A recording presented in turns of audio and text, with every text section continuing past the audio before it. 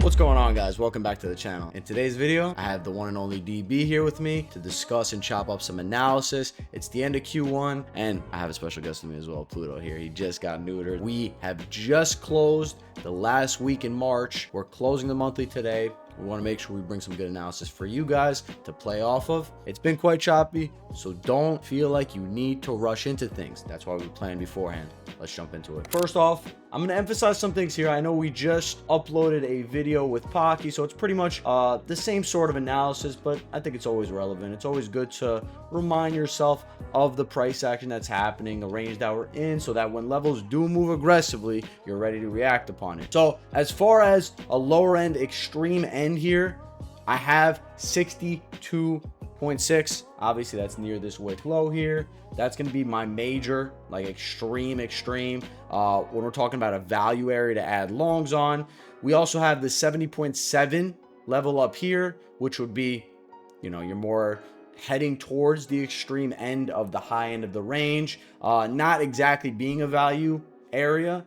More like up here would be closer to the top end of the most recent push, which is the lower end of supply here.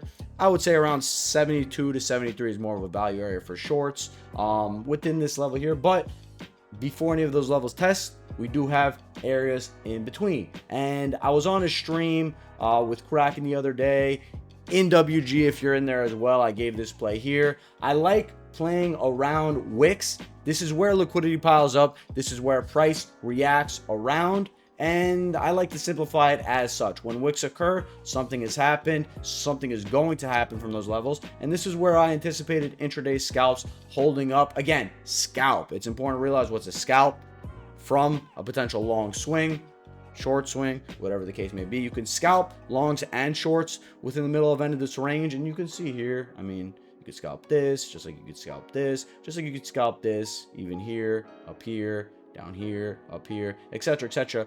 It's important to make sure to size up appropriately, understand the levels you're trading around, and, you know, adjust accordingly, because we are in, you know, uncertain times right now. We have a war going on. Headline news causes volatility. I don't think it's going to cause the break of this range, whether it be up or down. It's going to cause volatility in between, which is meant to chop you up. It's meant to take your money, or it's meant to help you make profit if you're a good trader in these ranges. And I think anybody could really be a good trader, especially if you understand the higher time frame. I think you could take that into the more lower time frame and be good to execute as such, but do not feel like you always have to be in a trade. And I think that's the number one thing that people have misconstrued. So there's two levels of mine from the upside that I'm looking at more or less here. We have this market cycle top here at around 69K that we have been watching for quite some time. That's going to be, you know, a real significant level of, in hindsight, you're going to look at that level and say, damn, I should have took a long if it went like this, let's say to 80. Or you're going to be like, damn, I should have taken a short if we flip it down and eventually reject from that level. Eventually, a reaction is going to come from 69K. That, in hindsight, you're going to say, damn, I should have done this. But we understand what that pivot line is, right? So that's that first area. The next level that I'm looking for is going to be that 72K level. Initially, like I said, I think that's a good level for a pivot if we are going to reject off that value level. That is going to be towards the extreme ends of the high end of the range here. That's where the first initial wick test rejected after we broke into the 60K region and bounced off of it for a 12K swing to the upside before eventually rejecting down to 62K. That for me is going to be a significant level as well. We rejected off of there recently. So if we are going to push and hold a monthly level and closure, it would be that 72K level. We see how this level is looking on the monthly. We've already tested and rejected it. We've even deviated above it in this last month. And now we're looking to close bearish. Right now, we still have 8 hours left to close. We've seen crazier things. So obviously the most ideal close would be that 72K level. Now, if we get a closure above 69K, would be all right. Would make me think that we want to push higher before lower, even if it was just a 3K swing to the 72K level. But you know, all that to say, we're mapping out, we're seeing what the range is doing, and we're executing appropriately. From now, I'm in a scalp at 65K. at about 65.3. I averaged out to.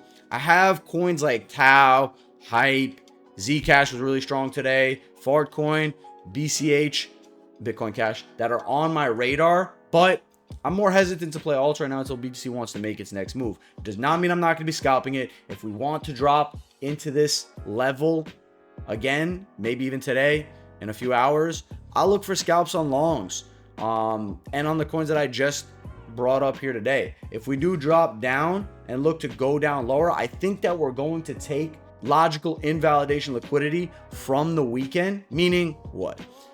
I was taking my long entry here. I was averaging out this whole box here. And I had my invalidation at 63.5.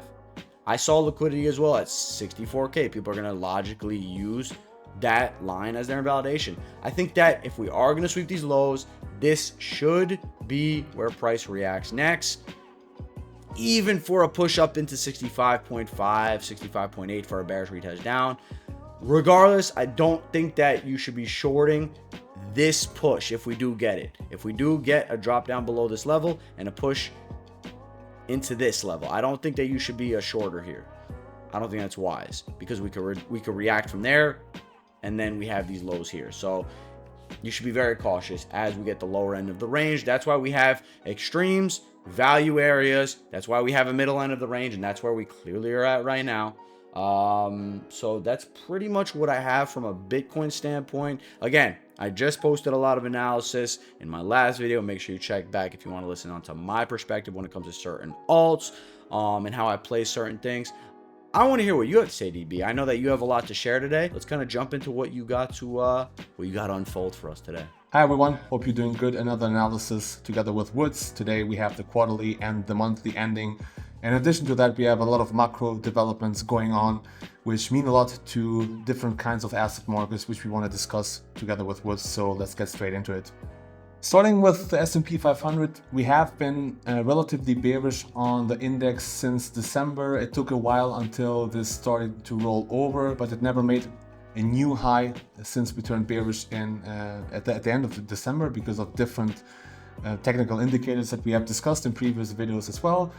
As of now, we have a nice drop on the S&P 500. I personally believe that it's not only due to the recent war fight. We are in a midterm election year. Historically, midterm election years have been less bullish for asset markets. So what we're currently seeing is normal. It has happened before, and I think eventually it will lead to great long-term buying opportunities. Historically speaking, also the year after the midterm election year has been always possible. So that dip that you get in midterm election years has always been bought up. Nevertheless, we still keep on looking at levels, keep on looking at current developments going on with oil, which I think is very important and should also not be underestimated, but we will get to that in a second. For the S&P 500, I think we have lost a pretty big level at 6,500, 6,600. So for a bullish continuation after this drop, I think we need to reclaim this area, and then we can go back to previous all-time high or the current all-time high, and then we have to deal with this area here.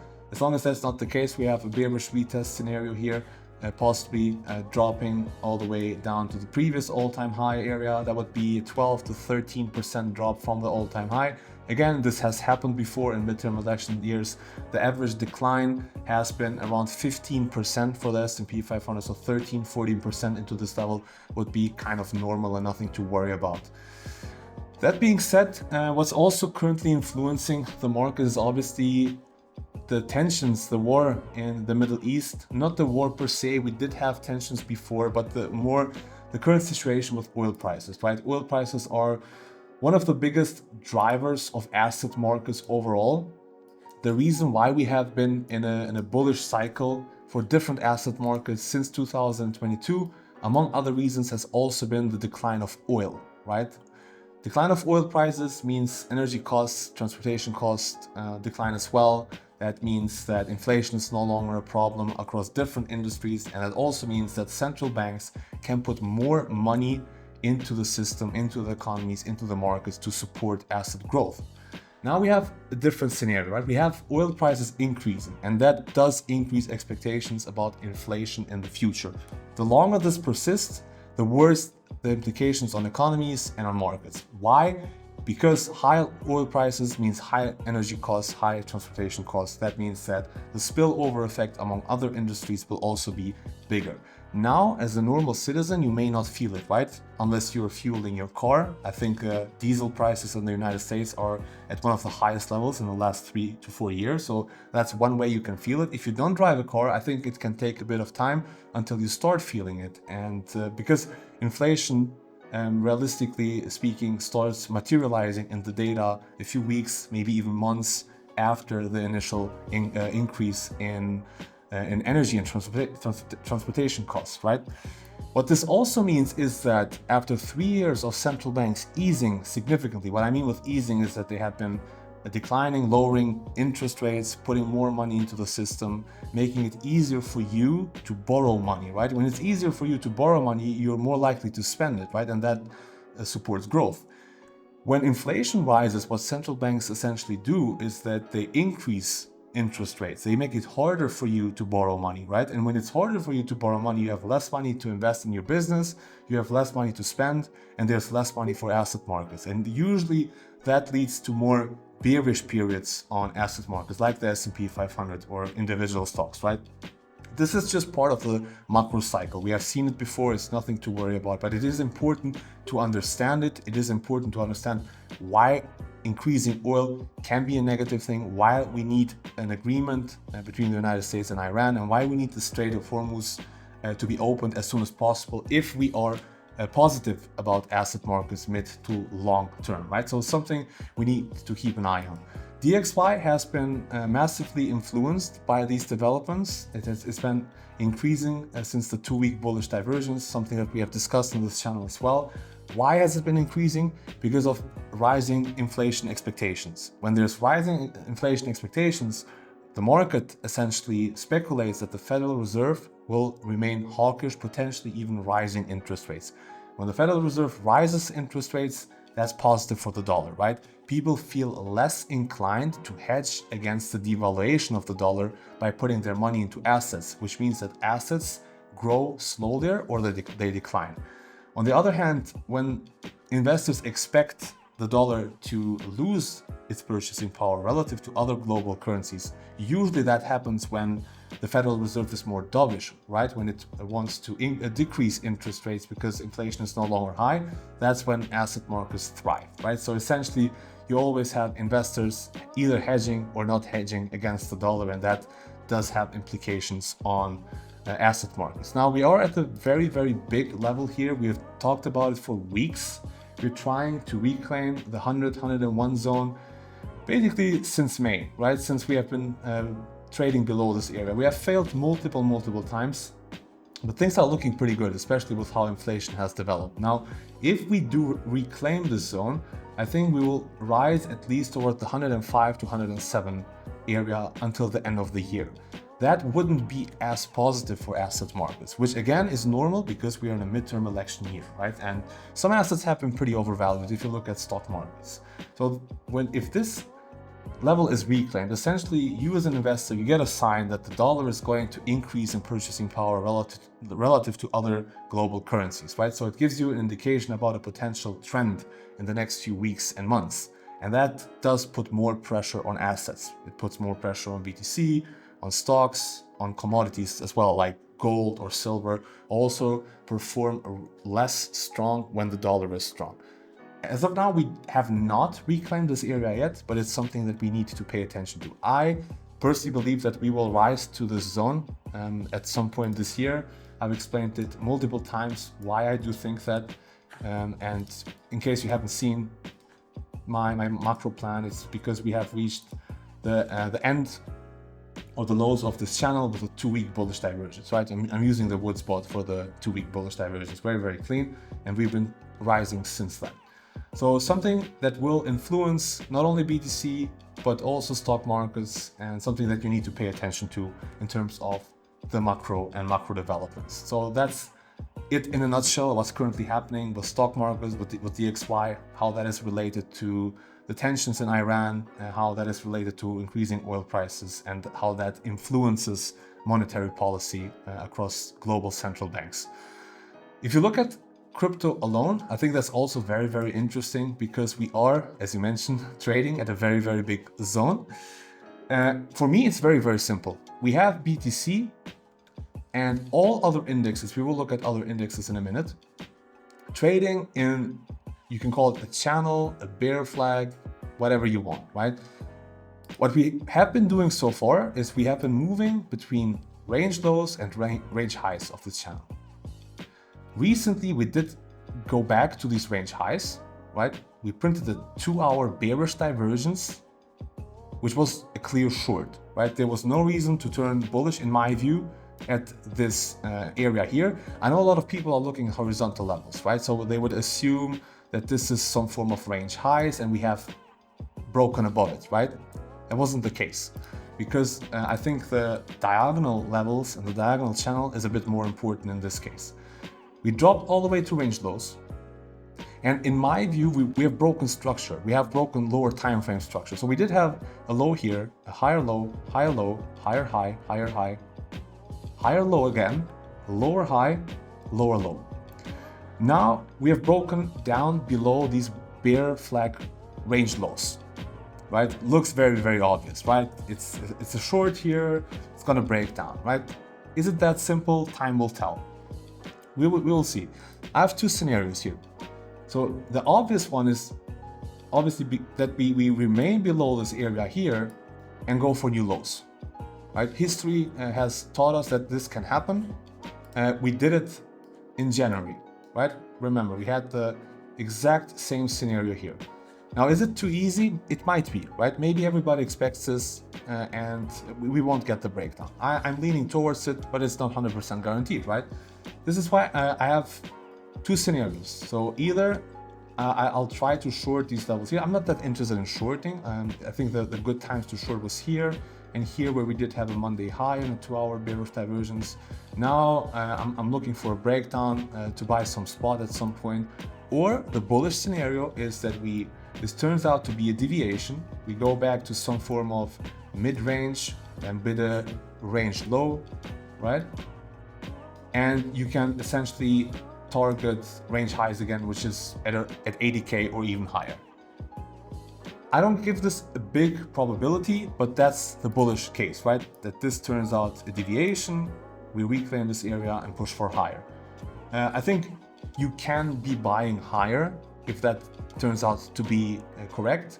It's a bit risky to be buying here because you don't have any confirmation that this is a deviation yet. So the technical analysis, the levels, at least if you look at my charts, still support a breakdown from this area. So need to be a bit cautious in my view.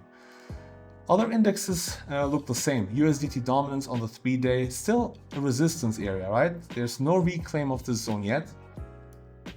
I think this would be bearish and lead to a new all-time high, but still a resistance zone. Regardless, if we zoom in, in fact, we do have the same scenario as with BTC. On the 3-day closes today, by the way.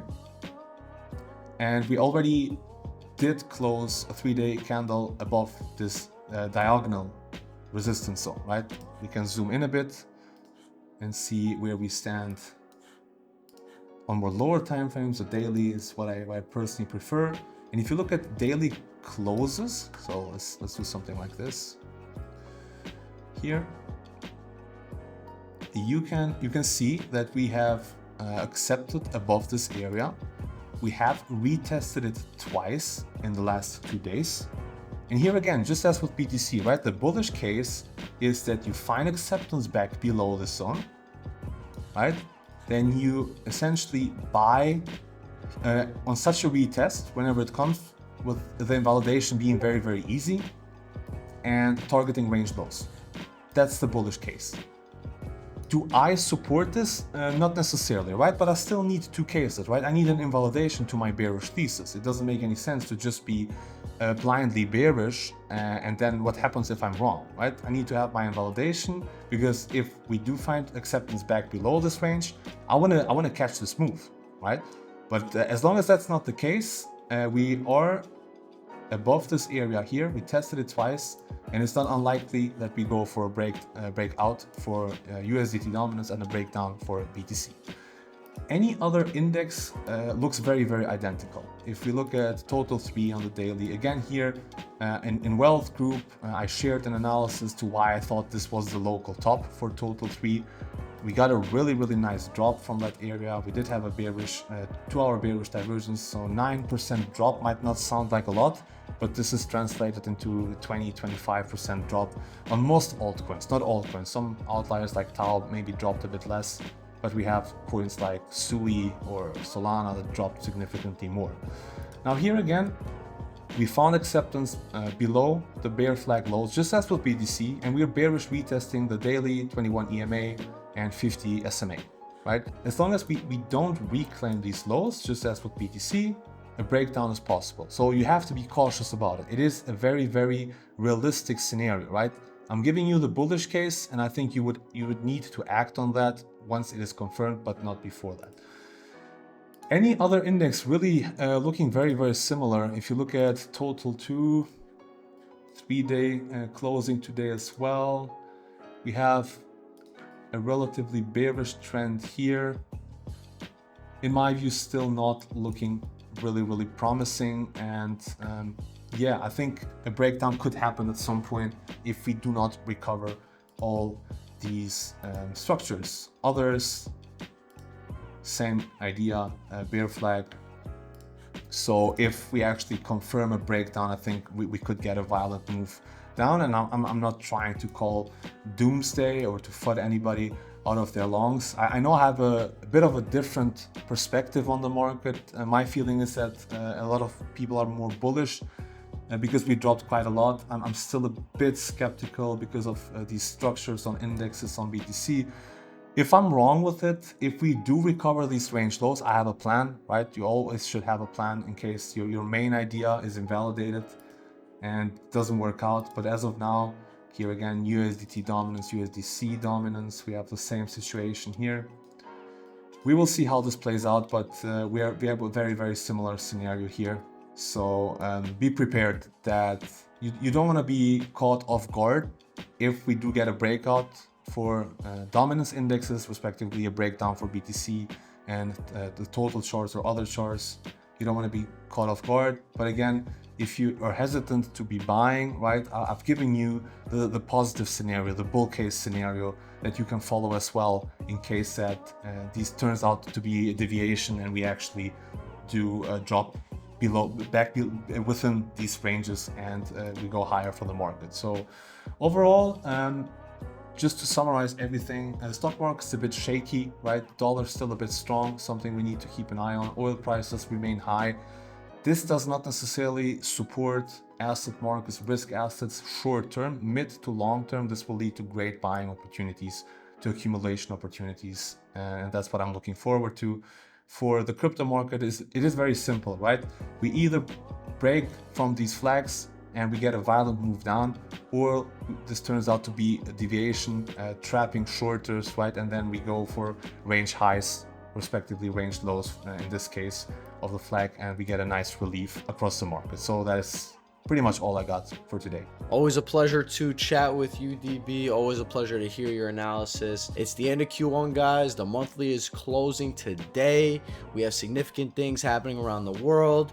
We don't have anything that's going to tell us that we're going to break this range today, tomorrow, next week, next month. We're in a range till proven otherwise. Treat it as such. Make sure that you're executing accordingly. Plan your levels out beforehand and stay diligent.